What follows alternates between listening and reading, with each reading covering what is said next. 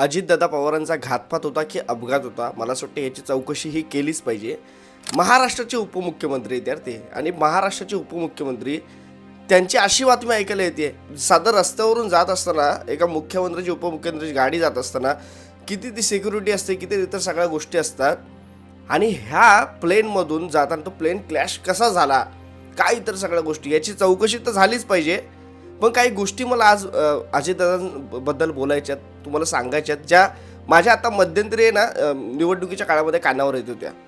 अजित पवार साहेब हे कधीच मुख्यमंत्री झाले नाहीत, उपमुख्यमंत्री भरपूर तर झालेत, आणि आता ते लवकरच मुख्यमंत्री होतील अशी बातमी हे कानावर ऐकायला येत होती. मला असं वाटतं बऱ्याच जणांना माहिती देखील असेल ते, की ही चर्चा होत होती राजकारणामध्ये, की अजित पवार हे आता पुढील मुख्यमंत्री महाराष्ट्राचे होतील म्हणून ही चर्चा होती, आणि ते घडणार पण होतं, कारण तो त्यांचा हक होता की इतक्या वर्ष उपमुख्यमंत्री असूनही मुख्यमंत्री पद. कारण एकनाथ शिंदे साहेब ते मुख्यमंत्री झाले, देवेंद्र फडणवीस साहेब ते मुख्यमंत्री झाले, आणि आता वेळ होती उपमुख्यमंत्री अजित पवार दादा यांची मुख्यमंत्रीपदी नियुक्ती होण्याची. त्यांचं एक स्वप्न होतं. सकाळी जेव्हा ही बातमी ऐकली तेव्हा खरंच धक्का लागला. मी परत एकदा जाऊन न्यूजवर पाहिलं, 2-4 न्यूज चॅनलवर पाहिलं, त्याच्यानंतर मला ती खात्री झाली की असा क्लॅश झालाय प्लेन. पण प्रश्न हा डोक्यात आला की हे कसं शक्य होऊ शकतं, म्हणजे कसं होऊ शकतं. अजूनही लोकांना विश्वास बसत नाही की खरंच हे झालेलं आहे, हे घडलेलं आहे. नुसतं हे पवार कुटुंबावर संकट नाही आलं, हे महाराष्ट्रावर संकट आले. ह्याचा परिणाम देशाच्या राजकारणात होईल, आणि महाराष्ट्र राजकारणात होईलच होईल.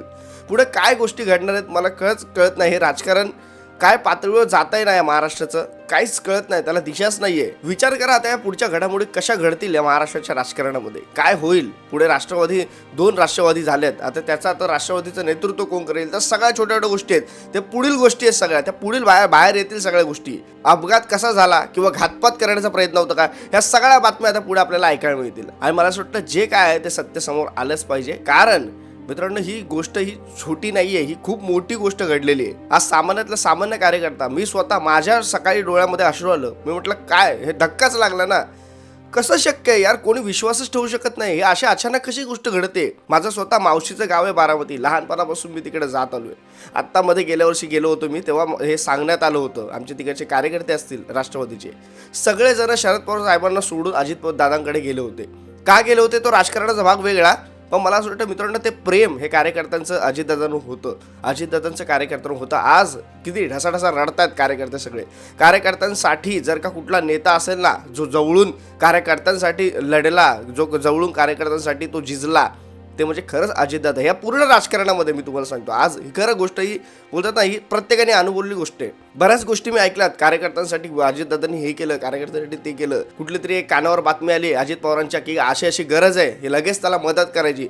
हा स्वभाव अजितदादांचा होता, हे मान्य करावंच लागेल. भले ते राजकीय मतभेद काहीही असतील, पण मित्रांनो, हे व्यक्तिमत्व अचानक आपल्यातून असं निघून जातंय ना, ह्याचा खरंच महाराष्ट्राच्या राजकारणावर गंभीर परिणाम होणार आहे. मला खरंच वाटलं होतं की पुढच्या येणाऱ्या काळामध्ये महाराष्ट्राचे मुख्यमंत्री अजित पवार असतील. हे दिसत पण होतं.